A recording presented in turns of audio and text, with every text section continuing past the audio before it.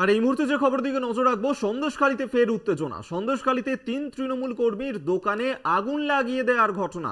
আগুন লাগিয়ে দিয়েছে বিজেপি আশ্রিত দুষ্কৃতীরা, এমনটাই কিন্তু অভিযোগ উঠেছে। এবং আজ রেখা পাত্রর সমর্থনে, বিজেপি প্রার্থী রেখা পাত্রর সমর্থনে সন্দেশখালীতে রোড শো করার কথা রয়েছে শুভেন্দু অধিকারীর।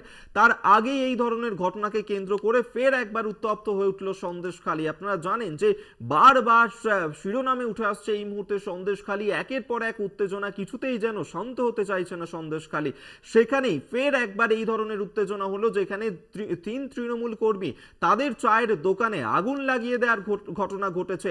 এবং বেশ কিছু দুষ্কৃতীরা এসে তাদের দোকানে আগুন লাগিয়ে দেয় এবং এই দুষ্কৃতীরা বিজেপি আশ্রিত, এমনটাই কিন্তু অভিযোগ করা হয়েছে তাদের তরফে।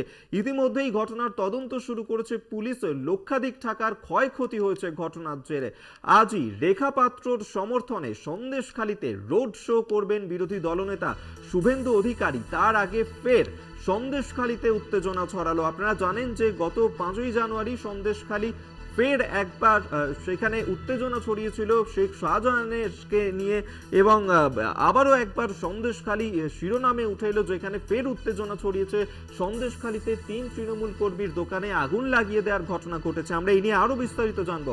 সঞ্জিত চক্রবর্তী এই মুহূর্তে আমাদের সঙ্গে টেলিফোনে রয়েছেন প্রতিনিধি। সঞ্জিত, কি ঘটনা ঘটেছে?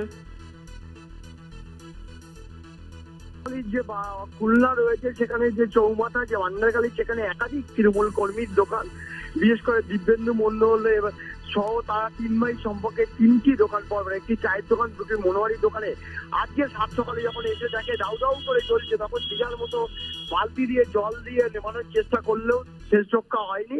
পরপর 3টে দোকান পুড়ে চাই, তাদের সর্বস্ব সে গিয়ে সর্বশান্ত হয়ে পড়েছে। এবং ইতিমধ্যে যেটা জানিয়েছে, এরা সক্রিয় তৃণমূল কর্মী যারা আগুন লাগিয়েছে। ওখানকার যারা নেতৃত্ব তারা বলছেন যে বিজেপি আশ্রিত দুষ্কৃতীরা পরিকল্পনা করে এই তৃণমূল কর্মীর দোকানে আগুন লাগিয়েছে, কিন্তু এই অভিযোগ অস্বীকার করেছে বিজেপি নেতৃত্ব। এই নিয়ে 7 সকালে দেখো, আজকে নববর্ষের প্রথম সকালেই কিন্তু যে ভয়াবহ আগুন, বিশেষ করে এই খুলনা বাজার এলাকায় যে পরপর 3টি দোকানে যথেষ্ট পরিমাণে তার জিনিসপত্র ছিল এবং রুজি রোজগার, এই তৃণমূল কর্মীর যে রুজি রোজগার বলতে তাদের এই চায়ের দোকান থেকে শুরু করে মনোহারি যে দোকানগুলো রয়েছে, কসমেটিক্সের বহু দামি জিনিসপত্র, সেগুলো পুড়ে ছাই হয়ে গেছে, কঙ্কাল চাল চেহারা বেরিয়ে গেছে। এমনকি ওই দোকানে বেশ কিছু তৃণমূলের দলীয় পতাকা ছিল, সেগুলোও পুড়ে যায়। সব মিলে গোটা পরিস্থিতির ওপর নজর রেখেছে প্রশাসন। ঘটনাস্থলে সন্দেশখালী থানার পুলিশ রয়েছে। এই ঘটনার জেরে ফের উত্তেজনা তৈরি হয়েছে।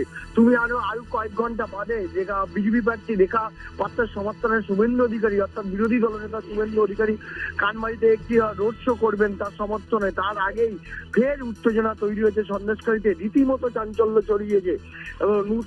একের পর এক যেভাবে আগুন লাগানো হয়েছে দোকানগুলোতে, একেবারে পুড়ে ছাই হয়েছে। বিশেষ করে আরো বেশ কিছু দোকানে আগুন ছড়িয়ে যেতে পারত যদি এই আগুন না নেভালে। 7 সকালে আরো বেশি ক্ষতিগ্রস্ত হয়েছিল।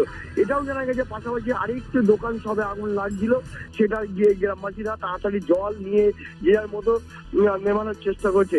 কারা আগুন লাগালো, কেন আগুন লাগালো, কিভাবে আগুন লাগলো, পুরোটাই তদন্ত শুরু করেছে সন্দেশখালী থানার পুলিশ। এই ঘটনার জেরে এলাকায় যথেষ্ট উত্তেজনা তৈরি হয়েছে।